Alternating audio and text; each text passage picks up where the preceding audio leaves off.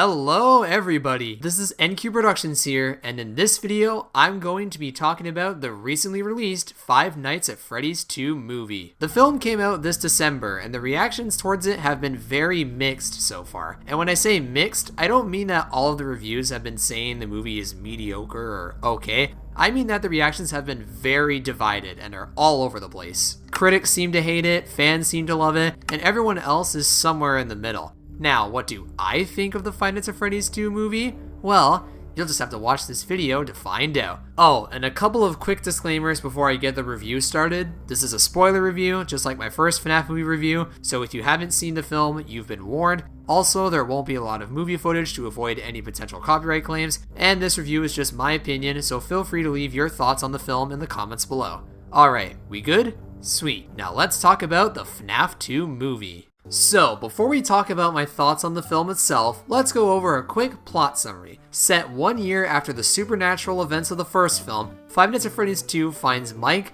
Vanessa, and Abby struggling to move on from the past. The stories about what transpired there have been twisted into a campy local legend inspiring the town's first ever Faz Fest. Meanwhile, Mike and Vanessa have done everything to protect Abby from the truth about her animatronic friends. But when she sneaks out to find them, her decisions reignites the horrors that were never meant to be unearthed. Alright, now that we've got that plot summary out of the way, let's talk about what works and what doesn't work in Five Nights at Freddy's 2. Starting off with...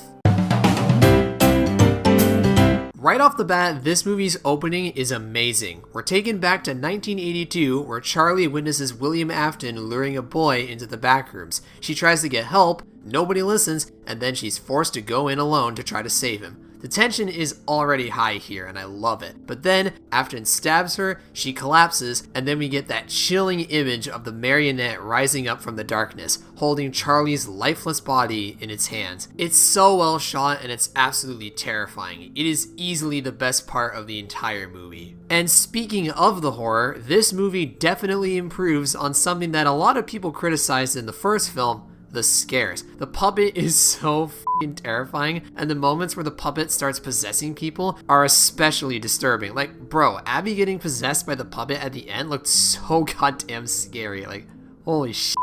And all the deaths were pretty cool in this movie. Toy Chica basically pulled an Invincible with the kill she did in the film. The Spectral Scooper's deaths are pretty creative and gory. And like I said earlier, Charlie possessing people as the puppet was so up looking. Also, once again, the presentation, music, cinematography, and the animatronics all look and sound phenomenal. Again, Jim Henson's Creature Shop knows how to blow people away with how good the animatronics look in this movie. The performances from the actors are also pretty solid as well. Josh Hutcherson and Elizabeth Lail reprise their roles pretty well. Piper Rubio does a better job with her performance as Abby, and the new characters like Skeet Ulrich as Henry and Freddy Carter as Michael Afton were new additions I loved seeing. Megan Fox as Toy Chica was also the best voice actor somehow, way better than probably any of us expected, and she managed to give Toy Chica a lot of personality. Matt Pat and Kellen Goff also had some pretty good vocal performances. Lastly, the references and humor add a lot of fun to the film for a FNAF fan like myself. The Faz Fest was where YouTubers like Dawko, 8-Bit Ryan, and more showed up in the background. There's nods to Five Nights at Candy's, Shadow Bonnie showed up. There's a good number of memes referenced in the movie. They brought back Corey X Kenshin and Doug the Lawyer from the first movie, and so much more. These didn't feel forced either, they're just fun nods for FNAF fans like me. And the comedy wasn't too bad either, as there were a handful of funny moments and lines. Sure, there are some reused jokes from the first film, but that's to be expected with most sequels. So yeah, this movie has its shining moments. But I'm not going to pretend everything works. FNAF 2 has a lot of problems, and some of them hold this film back quite a bit from being amazing. The biggest issue is the pacing. After the incredible opening, this movie slows down dramatically. Some scenes linger on for longer than they need to, and other important moments, emotional beats, character motivations, and plot reveals are rushed through like the film is in a hurry. There's a strange unevenness to the structure of this movie. Several plot lines feel underdeveloped as well. Michael Afton's motivations are interesting, but the film doesn't give him enough room to breathe. Henry's grief is touched on, but not explored enough. The dream sequences with Vanessa and her dad are awesome, but aren't focused on enough. and the withered animatronics had barely any screen time. There are also some moments that feel way too convenient. Characters appear exactly where the plot needs them to be, animatronics show up at the perfect time for dramatic effect, and some twists feel like they weren't set up strongly enough. It's not bad enough to ruin the film, but you definitely notice it. Something that also caught my eyes was that Scott Cawthon was the only writer for this movie. I'm not saying that all of the writing and dialogue choices in this movie were bad, I feel like he did a decent job,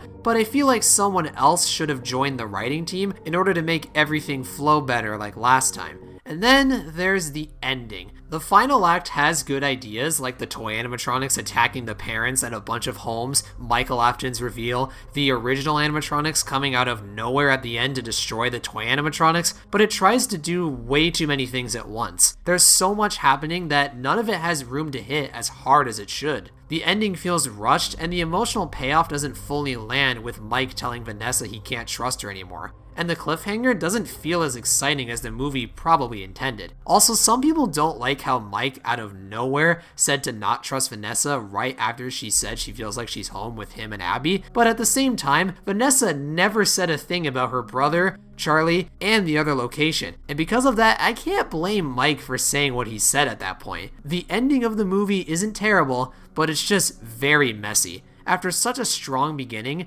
it's disappointing that the finale doesn't match that same level of quality. Also, I find it kind of funny that the mid-credits scene with Springtrap is better than the actual ending of the movie. So, that's how I feel about Five Nights at Freddy's 2. Overall, I think the FNAF 2 movie is fun, but very flawed. The opening is phenomenal, the horror is a big improvement over its predecessor, the animatronics look great, the acting is solid, some scenes are very well written, and the fan service will absolutely make longtime FNAF fans point at the screen with excitement. But the pacing issues, the uneven structure, the underdeveloped character threads, and the rushed ending stop it from being anything more than good with problems. The sequel manages to be both better and worse than the first movie, and as of right now, I'm only giving the Five Nights at Freddy's 2 movie a 6 out of 10. I still enjoy it and there's a lot to like, but it definitely could have been much stronger. Hopefully the third movie will be better and have a satisfying conclusion. Oh, and one more thing before we go, I want to give you guys some updated thoughts I have on the first movie. Looking back at it, the first Five Nights at Freddy's film isn't quite as good as I first thought. It isn't that scary, we didn't get enough of William Afton, and given how central he is to the lore, it felt like a missed opportunity. And for newcomers, the plot doesn't explain itself clearly most of the time. I'm probably going to give the first film a 6 out of 10 as well, looking back at it. So, that's my review of the Five Nights at Freddy's 2 movie. So what did you guys think of the sequel? Did you love it? Did you hate it? Were you let down by the ending at all? Let me know down in the comments below. I'm really curious to hear everyone's reactions to this one. Thank you so much for watching the video. Don't forget to leave a like, subscribe, and ring the notification bell so you don't miss any future uploads. And I'll see you guys next time. Good night, Freddy Fazbear's Pizza.